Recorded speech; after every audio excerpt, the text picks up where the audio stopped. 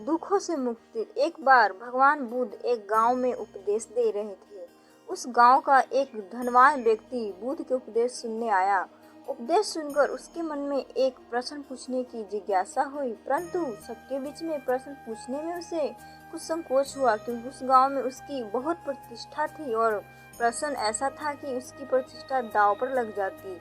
इसीलिए वह सबके सामने इंतजार करने लगा। जब सब लोग चले गए तब वह उठकर बुद्ध के पास आया और अपने दोनों हाथ जोड़कर बुद्ध से कहने लगा, प्रभु, मेरे पास सब कुछ है, धन, दौलत, पद, प्रतिष्ठा, ऐश्वर्या, किसी चीज की कमी नहीं है, परंतु मैं खुश नहीं हूँ।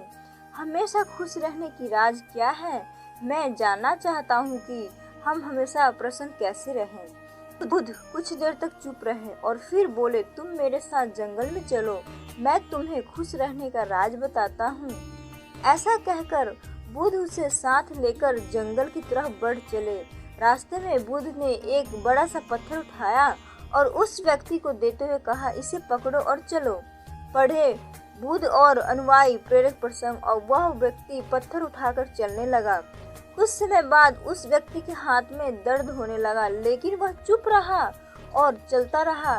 लेकिन जब चलते हुए काफी समय बीत गया और उस व्यक्ति से दर्द सहा नहीं गया, तो उसने बुद्ध को अपनी परेशानी बताई। बुद्ध ने उससे कहा, पत्थर नीचे रख दो। पत्थर नीचे रखते ही उस व्यक्ति को बड़ी राहत महसूस हुई।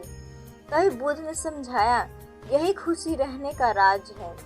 उस व्यक्ति ने कहा, भगवान में कुछ समझा नहीं है।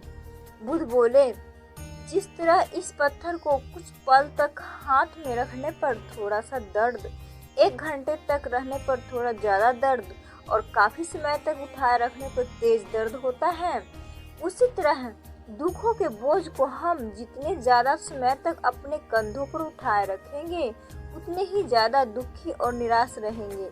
यह हम पर निर्भर करता है कि हम दुखों के बीच को पल तक उठाए कर रखना चाहते हैं या जिंदगी भर। अगर खुश रहने की आकांक्षा हो तो दुख रूपी पत्थर को जल्द से जल्द नीचे रखना सीखना होगा। संभव हो तो उसे उठाने से ही बचना होगा।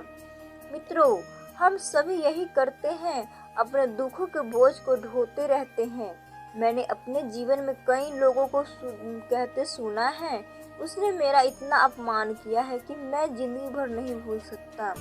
वास्तव में अगर आप उसे नहीं भूलते हैं तो आप अपने को भी कष्ट दे रहे हैं। दुखों से मुक्ति तभी संभव है जब हम दुख के बोझ को अपने मन से जल्द निकाल दें और अच्छा इच्छाओं से रहित होकर या जो है उसमें संतोष कर प्रसन्न रहे।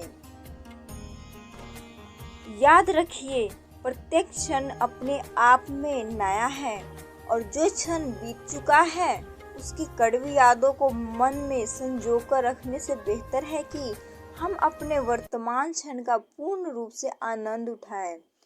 इसीलिए खुश रहिए, प्रसन्न रहिए।